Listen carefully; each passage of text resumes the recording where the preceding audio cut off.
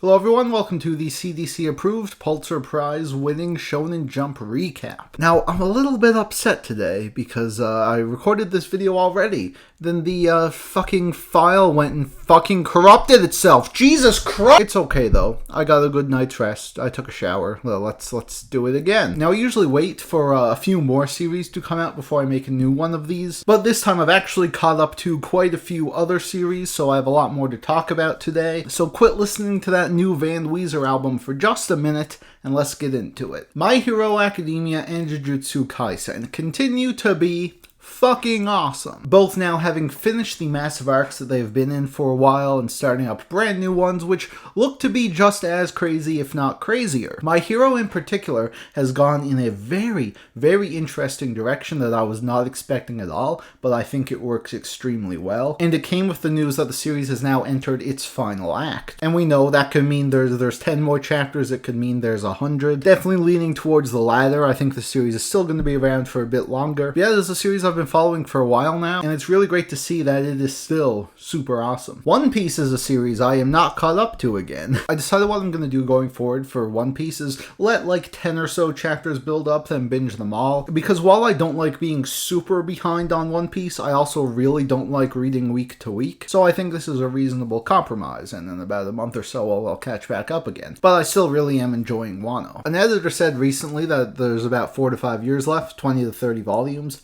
That's bullshit. At the rate it's going, 30 volumes would literally mean 10 more years, so I guess we'll just have to see how that plays out. Mashle is another series I caught up to. Of course, I really loved the first 40 or so chapters of Mashle, then I took a break, let 20 build up, and what can I say? It's still an absolute blast. I fucking love this series. It continues its stride of shamelessly ripping off Harry Potter. And of course, Harry Potter's cringe now, so no one really cares. And yeah, it's just a super fun action comedy. I just love MASH so much. The ways he goes about defeating all of his opponents without using magic is so entertaining. Every single new fight he's in is just an absolute blast. The art on display can be really fantastic at times. We've gotten some gorgeous spreads. And yeah, I just really love this one, and I absolutely cannot wait for the English release this summer. In a similar vein, I have caught up to Sakamoto Days. I don't usually do this for brand new series. I like to, stick around and make sure they're not getting axed first. But with the reception of Sakamoto Days' first volume, I think, it's very, very likely that this one is safe. And for good reason, cause it's fucking awesome. Sakamoto has a bounty on his head, we're just getting a non-stop barrage of assassins coming to kill him, and it's so fun. Much like Mashle, the way they go about defeating their enemies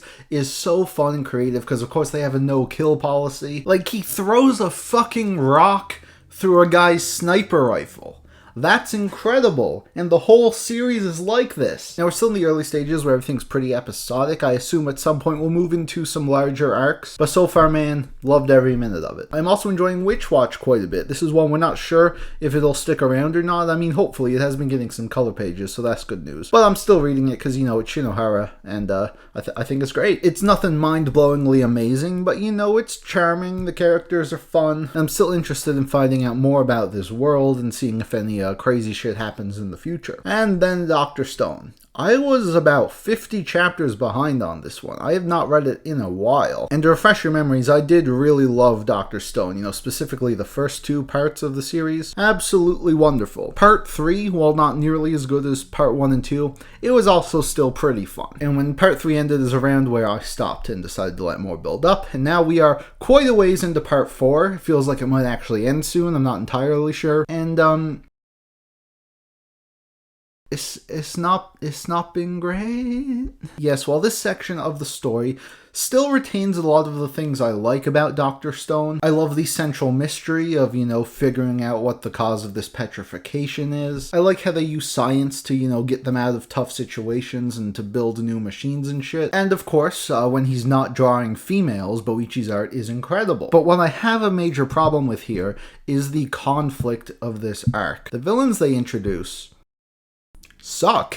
And with the way things are set up right now, I really don't feel any suspense at all. Like, if someone gets their head shot off, they can just use Dr. Stone to heal them. And where the conflict is such a heavy focus here, and it is so action-packed, I just find myself not caring about a lot of what's happening, and I find it really stupid, which is, you know, kind of ironic coming from this series. Now, I am still hopeful it will get great again. I don't know how much time we have left, but they did do a pretty interesting move in the recent chapters. I'm excited to see where that goes. So yeah, we'll just have to see where it plays out. But as for now, I am pretty bummed out after reading this part of the series. Alright, it's time for everyone's favorite series, the Axe Watch, where we take a look at everything that, you know, is still here, but probably not for much longer. Magu-chan, God of Destruction, along with Hard-Boiled Cop and Dolphin, and High School Family, are all series that I can't believe are still going. Of course we know that they do go easier on comedy series, but it's still weird. Like, I forget about these every week. And I think it's safe to say that they probably won't be around much longer. And then, of course, you have I Tell C. The reaction to this has been so abysmal that I would be shocked if it reaches 20 chapters. Apparently, after like 10 chapters or so, they said it was the end of the prologue, and they completely switched it up. That reeks of editor involvement. But yeah, Volume 1 just tanks super hard, so, you know, rip. As for what actually got axed, well, there have been two. Build King was so terrible that they didn't even let it finish in the main magazine. It just stopped, and they said, yeah, you can read the real ending in Volume 3 when that comes out in 5 months. Fuck you. Normally when a series is cancelled, I am sympathetic towards the mangaka, because, you know, no one ever sets out to make a bad manga. But in this specific instance, good fucking riddance. Then you have what is probably the most baffling axe I have ever seen so far. Phantom Seer.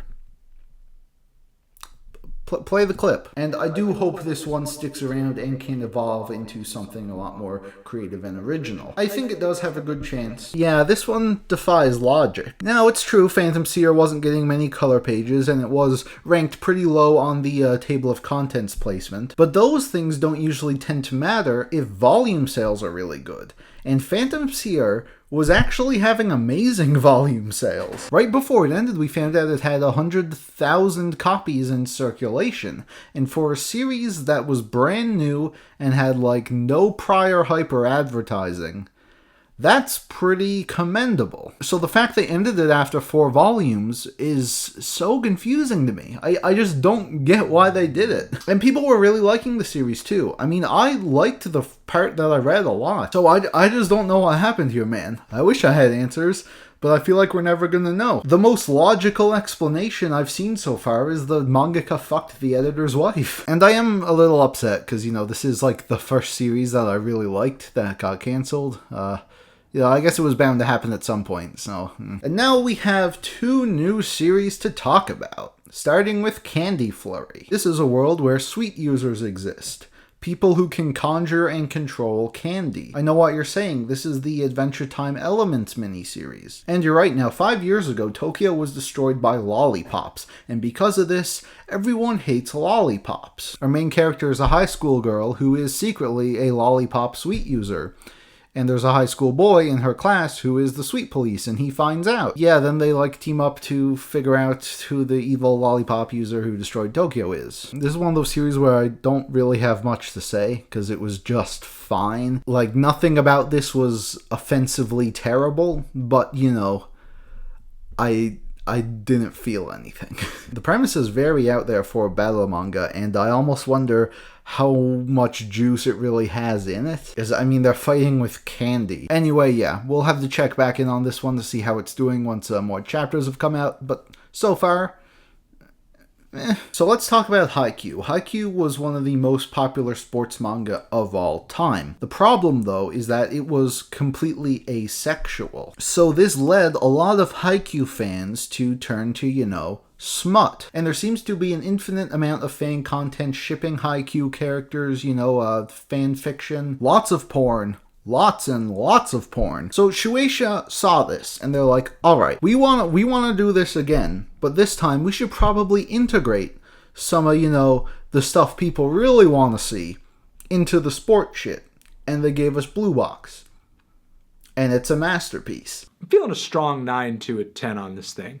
Hell yes. Not since The Promised Neverland have I seen a Shonen Jump series get this huge of a positive reaction after chapter 1. I mean, it was trending on Twitter in Japan and in the States. It's about a badminton player who's in love with a basketball player. Her family moves away, and she has to live with him now. That was an interesting plot development. And, they could do a ton of things with this. It could be, some harem shit, some ecchi shit, but nah, it's none of that. Miura, yeah, that is the mangaka's name, has decided to give us an incredibly wholesome and adorable romance series with sports as a backdrop. It's just so wonderful and comfy. Everything feels super down to earth and natural. They're setting up, all these love triangles that could cause problems in the future, but it's all done in such a way where you can tell that so much care was put into it. I'm really rooting for the main character to succeed. And yeah, it's just wonderful, but we're only 4 chapters in, so I am extremely excited to see where this one goes in the future. Based on the early reception, I think it's almost a given this one will be really big, and so far it absolutely deserves the praise. And it really continues the trend of Shonen Jump